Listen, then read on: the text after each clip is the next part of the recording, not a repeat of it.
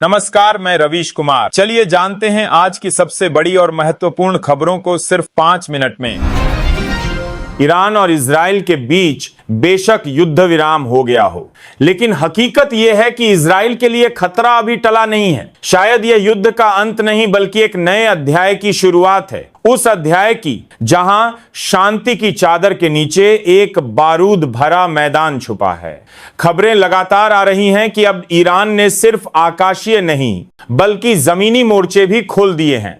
Press TV के मुताबिक 500 ईरानी सैनिक इजराइल की सीमाओं के नजदीक तैनात किए जा चुके हैं और ये सैनिक किसी भी पल जमीनी हमला शुरू कर सकते हैं। रिपोर्ट कहती है कि ये सैनिक हर महीने करीब 17,000 व्यक्ति घंटे ईरान की युद्ध मशीन को समर्पित कर रहे हैं, यानी तैयारी पूरी है और अब सिर्फ इशारे का इंतजार है। उधर इजराइल ने भी अपनी सीमा पर जवानों की संख्या 3 गुना कर दी है। गोलन हाइट्स से लेकर गाजा स्ट्रिप तक हथियारबंद tank, drone surveillance, satellite alert सब एक्टिव मोड पर हैं। लेकिन इस बार खतरा सिर्फ इजराइल तक सीमित नहीं है। एक इजरायली सैन्य अधिकारी ने प्रेस ब्रीफिंग में बताया कि ईरान अब सिर्फ एक देश का दुश्मन नहीं रहा, वो अब यूरोप तक को अपने रडार पर ले आया है। रिपोर्ट्स के मुताबिक ईरान बड़ी तेजी से मिसाइलों का उत्पादन कर रहा है और ये मिसाइलें अब यूरोप के शहरों बर्लिन, पेरिस, रोम तक पहुंचने में सक्षम है। अमेरिकी रक्षा एजेंसी और इजरायली इंटेलिजेंस ने चेतावनी दी है कि अगले कुछ वर्षों में ईरान के पास 20,000 मिसाइलें हो सकती हैं, जिनमें से कई परमाणु क्षमता से लैस हो सकती हैं। ये चेतावनियां अचानक नहीं आईं। इसकी पृष्ठभूमि बनी 13 जून को, जब इजराइल ने ईरान पर एक बड़ा सैन्य हमला कर दिया। इजराइल की खुफिया एजेंसी मोसाद के निशाने पर थे ईरान के परमाणु वैज्ञानिक और रिवोल्यूशनरी गार्ड्स के शीर्ष अधिकारी। 3 प्रमुख परमाणु ठिकानों फोर्दो, नतांज और इस्फहान पर इजरायली फाइटर जेट्स ने बंकर बस्टर मिसाइलों की बरसात कर दी। कहा गया कि ऑपरेशन सिल्वर डस्ट नाम का यह हमला पूरी तरह सफल रहा और इन तीनों साइट्स को भारी नुकसान हुआ। शुरू में ईरान ने इन हमलों को छोटा बताया और दावा किया कि उसने 400 किलो संवर्धित यूरेनियम को पहले ही सुरक्षित स्थान पर ट्रांसफर कर दिया था। लेकिन जब अगले दिन अमेरिकी सैटेलाइट तस्वीरें सामने आईं तो पता चला कि तीनों ठिकाने बुरी तरह तबाह हो चुके हैं। इसके बाद अमेरिका ने भी खुलासा किया कि उन्होंने ऑपरेशन साइलेंट हैमर के तहत B-2 बम वर्षकों से 7 टन वजनी बम गिराए थे, जो विशेष रूप से अंडरग्राउंड परमाणु बंकरों को खत्म करने के लिए बनाए गए हैं।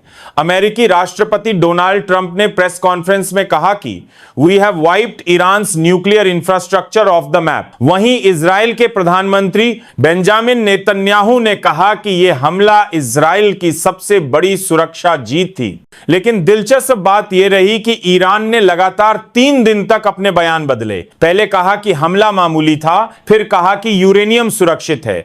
फिर जब सैटेलाइट इमेज और अमेरिका के बयान आए तो उन्होंने माना कि फोर्दो और नतांज को गंभीर क्षति पहुंची है। ईरानी विदेश मंत्रालय के प्रवक्ता इस्माइल बाघई ने यह स्वीकार किया कि उनकी तीनों परमाणु साइट्स की मशीनरी लगभग पूरी तरह नष्ट हो चुकी है। लेकिन साथ ही उन्होंने यह भी कहा कि ईरान बातचीत के लिए तैयार है अगर अमेरिका गारंटी दे कि अब और हमला नहीं होगा। यानी एक तरफ आप कह रहे हैं कि हमला हुआ ही नहीं और दूसरी तरफ आप बातचीत की पेशकश कर रहे हैं। सवाल उठता है, क्या यह डिप्लोमेसी है या डर? जैसे विशेषज्ञ मानते हैं कि यह ईरान की स्ट्रैटेजिक चुप्पी है। वो नहीं चाहता कि उसके देश में डर फैले, इसीलिए पहले हमले को छोटा बताता है, फिर अंतरराष्ट्रीय दबाव पड़ता है तो सच्चाई स्वीकार करता है। लेकिन असल रणनीति यह है कि ईरान को अब यह समझ आ गया है कि अगर उसे इस क्षेत्र में अमेरिका और इजराइल के दबदबे को चुनौती देनी है तो उसे परमाणु हथियारों की आवश्यकता है और वह जल्द से जल्द इसे पूरा करना चाहता है। इसी सोच के तहत ईरान की संसद ने एक ऐतिहासिक बिल पास किया, जिसके तहत IAEA यानी अंतरराष्ट्रीय परमाणु ऊर्जा एजेंसी के साथ हुए सारे समझौते रद्द कर दिए गए। सिर्फ इतना ही नहीं, ईरान ने यह भी कहा कि अगर IAEA के प्रमुख राफेल ग्रोसी ईरान में पांव रखेंगे तो उन्हें फांसी पर चढ़ा दिया जाएगा। यह बयान पूरे अंतरराष्ट्रीय समुदाय के लिए चौंकाने वाला था।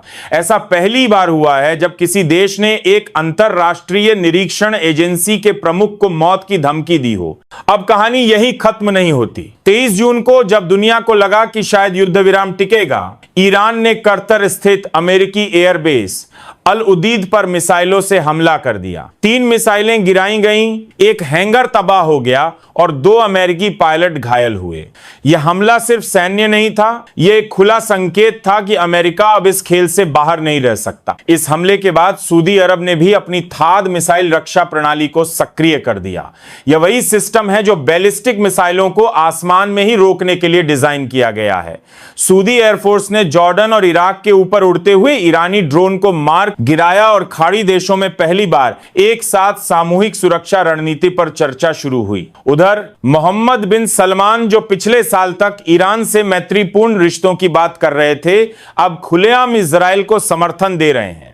रिपोर्ट्स बताती हैं कि सऊदी, बहरीन और कुवैत जैसे देशों ने अपने नागरिकों से कहा है कि आवश्यक सामान स्टॉक में रखें, यानी हालात युद्ध के मुहाने पर हैं। ईरान अब कह रहा है कि वह बातचीत चाहता है, लेकिन यह भी साफ कर रहा है कि अगली बार हमला हुआ तो उसका जवाब ऐसा होगा जिसे दुनिया याद रखेगी।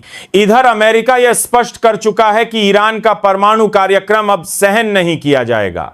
इजराइल तो पहले ही कह चुका है कि वह ईरान को कभी भी परमाणु शक्ति नहीं बनने देगा। इस पूरे घटनाक्रम से जो तस्वीर निकलती है वह बेहद भयावह है। यह सिर्फ 2 देशों की लड़ाई नहीं रही, अब यह जियोपॉलिटिकल पावर गेम बन चुकी है। रूस और चीन भले ही सार्वजनिक रूप से खामोश हों, लेकिन पर्दे के पीछे उनकी निगाहें हर पल बदलती स्थिति पर लगी हुई हैं।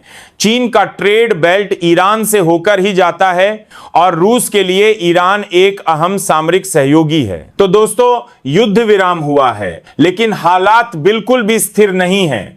जो सन्नाटा आज सरहद पर दिख रहा है, हो सकता है वो कल सुबह एक और मिसाइल हमले में बदल जाए। कूटनीति अभी तक किसी नतीजे पर नहीं पहुंची है और सभी पक्ष एक दूसरे की हर चाल को गौर से देख रहे हैं। ये लड़ाई अभी रुकी है, खत्म नहीं हुई। तो अगला धमाका कब होगा? कौन पहले ट्रिगर दबाएगा? क्या अमेरिका सीधे इस युद्ध में प्रवेश करेगा या फिर यह लड़ाई एक प्रॉक्सी वॉर की शक्ल ले लेगी? क्या इजराइल ईरान को रोकने में कामयाब होगा या फिर ईरान वो करेगा जो दुनिया को कभी मंजूर नहीं? जवाब भविष्य के पास है, पर हमें देखते रहना होगा।